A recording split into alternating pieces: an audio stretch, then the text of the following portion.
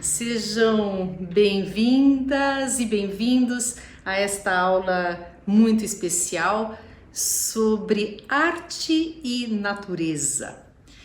Este tema pode talvez parecer um pouco estranho, principalmente porque na nossa cultura, na nossa sociedade, nós perdemos muito a conexão com a natureza e também porque já faz algum tempo que a arte, pelo menos no Ocidente, se desconectou da tarefa de representar a natureza ou descrevê-la. No entanto, este tema talvez nunca tenha tido a importância que tem hoje, diante do estrago que a presença humana tem feito neste todo de que ela é parte e não necessariamente a parte superior.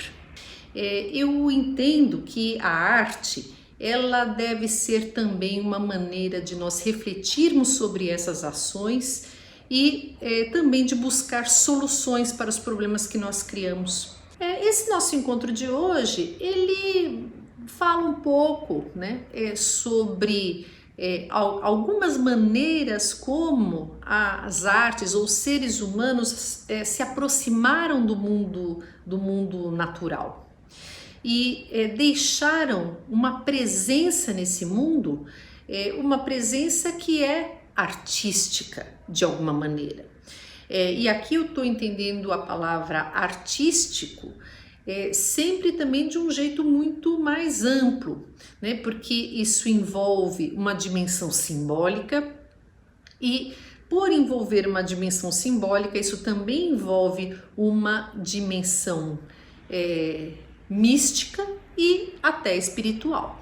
É o caso da obra mais antiga da humanidade, ou pelo menos, de acordo com algumas teorias que mostram que havia vida humana capaz de produzir artefatos e de representar a si mesma, ali na Serra da Capivara, onde fica situado o estado do Piauí.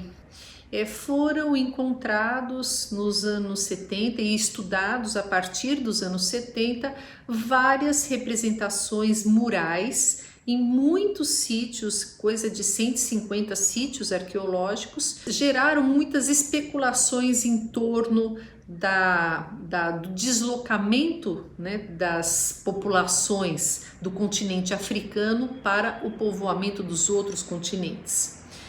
E de acordo com esta teoria, haveria presença humana nessa região do planeta há 150 mil anos. Lá na Serra da Capivara, as pessoas dão para essa pintura o apelido de bonecão. O propósito desse tipo de arte é, no entanto, uma incógnita.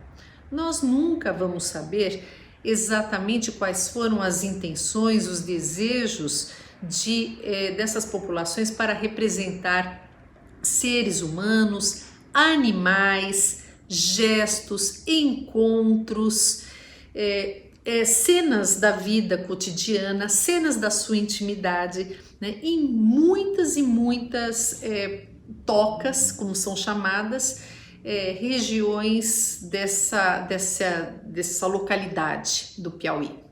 Mas certamente nós podemos entender que existe aí para nós um caráter simbólico muito claro, não é? É que se deseja por meio da representação figurar o ausente, ou pelo menos tornar aquilo que é ausente presente e, portanto, tornar aquilo que não será mais conhecido das pessoas que virão. Pode ser essa também a motivação de construções que se assemelham a esta aqui. Qualquer pessoa leiga, como eu, possivelmente diante de um morro como esse, consideraria uma coisa natural, um relevo no terreno.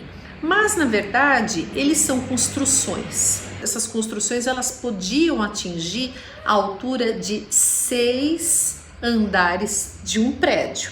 E elas datam entre 5.000 e 2.000 anos antes da era cristã. Elas são encontradas no sul do território brasileiro, na linha litorânea entre Santa Catarina e o Rio de Janeiro, e elas são chamadas de sambaquis. Os sambaquis são acúmulos de conchas, animais marinhos, ossadas, de animais marinhos, matérias que também desintegram com alguma facilidade e que calcificam no terreno onde elas se encontram. E o que se sabe é que eles guardavam alguns tesouros. Ou seja, um ou outro tinha ossadas humanas, então se pensa que eles pudessem ter algum tipo de função funerária. Mas vários deles guardavam esculturas que nós hoje chamamos de zoólitos, porque são esculturas de pedra que se assemelham a formas de animais. Então aqui a gente vê um peixe, por exemplo. Mais incrível é que essas esculturas, que não são pequenas, este zoólito de peixe, ele tem mais ou menos uns 50 centímetros, 60 centímetros de comprimento, eles foram feitos sem que esses povos dispusessem de instrumentos metálicos ou instrumentos que pudessem ajudar no corte das matérias. Então, se conseguir extrair a forma desses objetos, friccionando pedras, por atrito. E essa expressão cultural, ela está bem longe de ser a de artefatos que possam ser úteis, ou necessários à vida cotidiana. O que nós vemos aqui são formas de animais que podem ter sido usados ritualisticamente ou podem pura e simplesmente terem sido executados, realizados com o intuito de registrar ali a própria experiência no mundo. Algo talvez um pouco semelhante no espírito e no mito acontece no século XX, no século XXI, com alguns artistas contemporâneos. Um exemplo disso é o artista estadunidense James Turrell. Este artista iniciou em 1977 um projeto que está em curso, deve estar em vias de finalização, que acontece num vulcão. Ele transformou a cratera desse vulcão extinto numa obra imersiva, em que nós podemos, ou um dia poderemos entrar para observar o céu a partir do interior da Terra. Uma experiência que nos pode, talvez, pôr em contato com essa grandeza de que é o cosmo, ou pelo menos o sentimento de eternidade que a gente tem quando contempla o céu. Nós temos no mundo contemporâneo outro tipo de abordagem, que é justamente a abordagem que nos traz o efêmero. Ou seja, são as abordagens que discutem a presença humana no mundo não como uma presença que queira deixar, ou que pretenda deixar um legado para que seja conhecida posteriormente, mas como uma presença absolutamente transitória e sutil e quase insignificante em meio à extraordinária variedade de formas de vida que existem na natureza. E por natureza a gente não deve entender somente o nosso planeta. Aqui a gente tem um trabalho da bailarina e coreógrafa canadense Françoise Sullivan, ela em 1948 teve a ideia de fazer uma série de coreografias em espaços naturais e uma série que se chamaria As Quatro Estações, né? Ou seja, ela queria enfatizar a ideia de ciclo da natureza, né? De ciclo da mudança das estações por meio, né, de uma performance corporal, uma performance de dança. Ela realizou somente, né, a dança na neve e, portanto, o inverno, e realizou isso na frente de um cinegrafista e também de um fotógrafo. O filme, infelizmente, se perdeu, mas essas imagens, né, de grande poesia que mostram a Françoise Sullivan dançando na neve, elas existem ainda justamente para nos evocar, né, essa ideia de que a vida é passageira, né, transitória, exatamente, né, como são passageiras as estações do ano. No mesmo espírito, uma outra performer, né, nos anos 70, a performer Ana Mendieta, ela também realizou, né, uma série de trabalhos em ambientes naturais. Essa série ela é chamada de Silhuetas e em várias delas a artista tenta ou imprimir a marca do seu corpo, né, naquele ambiente. Isso se faz, né, por meio, né, de um decalque, ou isso se faz, né, por meio, né, de uma escavação. Isso se acrescentam outros elementos, né, como o gelo, o fogo, né, a vegetação. Se acrescentam pigmentos, se acrescentam outras matérias naturais, né, que estão ali, né, para registrar aquela presença temporária e breve dentro desses espaços, como se ela estivesse se mimetizando nesses espaços, né, como ela se fundisse, né, perfeitamente nos espaços naturais. Né? Então nós vemos que no século XX, né, a arte contemporânea ela caminha para lugares muito diferentes. Ela pode levar tanto, né, para uma concepção onipotente, né, da presença humana, o ser humano que é capaz de modificar sozinho um ambiente natural, ou ainda esses trabalhos que nos mostram, né, o quanto é efêmera a vida dos seres humanos, né, e que enfatizam a ideia da finitude. Os seres humanos se dedicam há muito tempo a tentar entender minimamente como a natureza funciona. Aliás, foi por isso que fizeram um Stonehenge, por exemplo, né? É um calendário. Ele permite que você conheça com precisão a mudança das estações. Por que então, né, os seres humanos fazem jardins? Então, os seres humanos fazem jardins porque eles tentam controlar a natureza, porque eles querem acreditar, né, num espaço harmonioso em que você pode viver um outro mito, que é um mito muito antigo, o mito do Éden, do jardim original. Esse jardim que nos é apresentado pelo livro do Gênesis e que teria sido feito por Deus para a habitação, né, de todas as suas criaturas, inclusive dos primeiros seres humanos, Adão e Eva.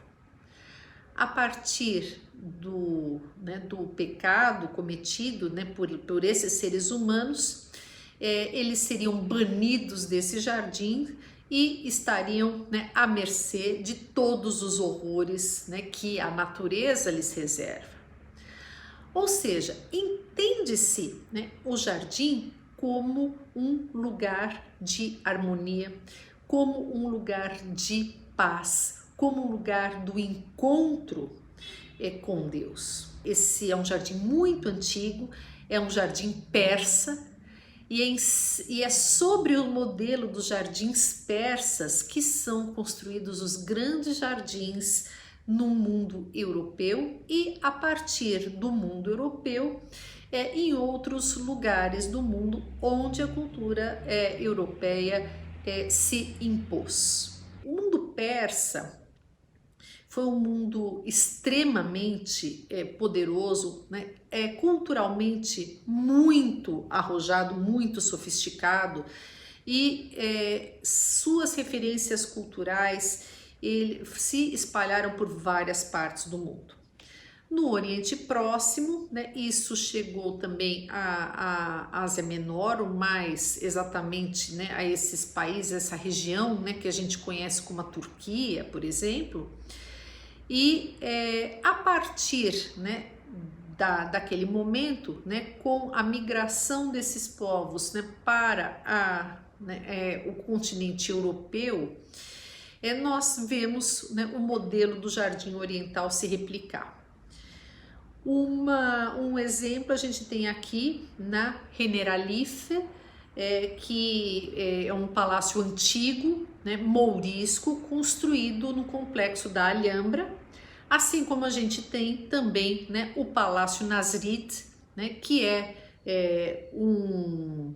imenso, talvez eu acho que é o maior palácio que tem no complexo da Alhambra, e que se organiza todo dessa maneira. Esse jardim é sempre fechado, né? Porque o mal não pode entrar ali, né? Ali só tem o bem. E esse é o modelo que será depois adotado nos claustros religiosos, né? Essa mesma ideia de que você tem um jardim central que é um símbolo, né? Do encontro harmonioso com Deus, uma experiência terrena, né, do Éden espiritual. E é basicamente em torno dessa ideia, né, que esse modelo atinge a expressão maior, né, que ele tem nos jardins desenhados por André Lenôtre no Palácio de Versalhes. Então é incrível, né, como a gente aqui, né, está falando de um tipo de uma arte, né, que vai se apresentar, né, como nunca tinha se apresentado antes, não é? A arte de construir uma paisagem inteiramente ordenada, inteiramente controlada. Finalmente, a natureza sob o controle da razão.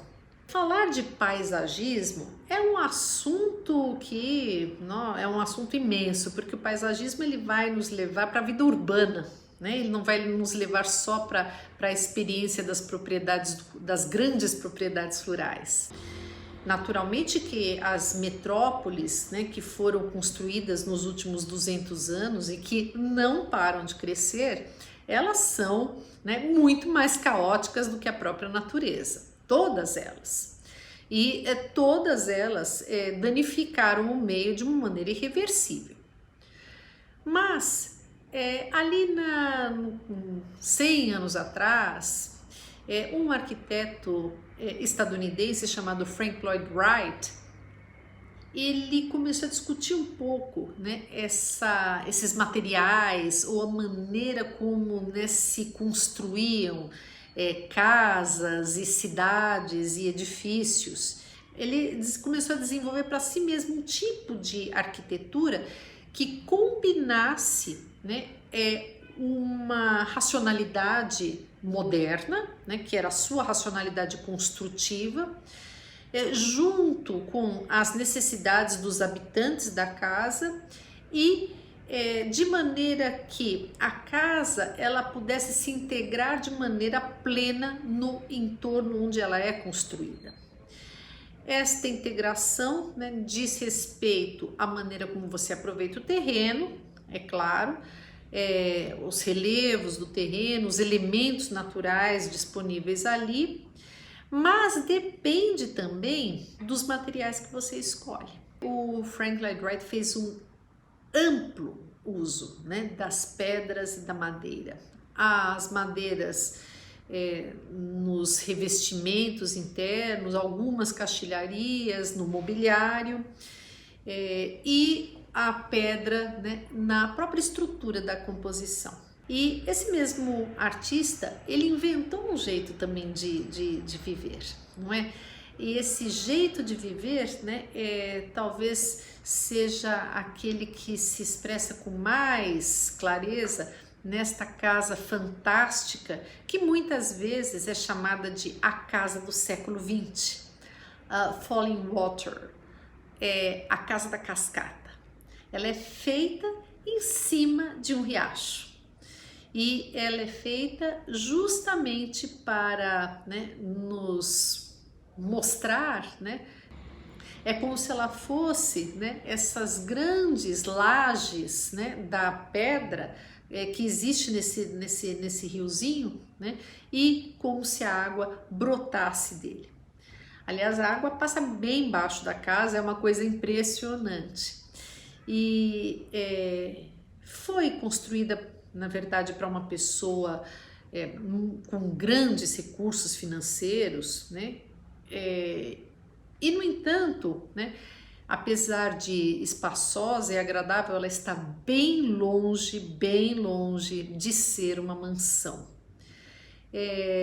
Ou seja, é como se o Frank Lloyd Wright ele tivesse aqui atingido, né, a síntese perfeita entre o entorno, a necessidade dos habitantes, né, e o respeito pelo todo de que nós somos partes.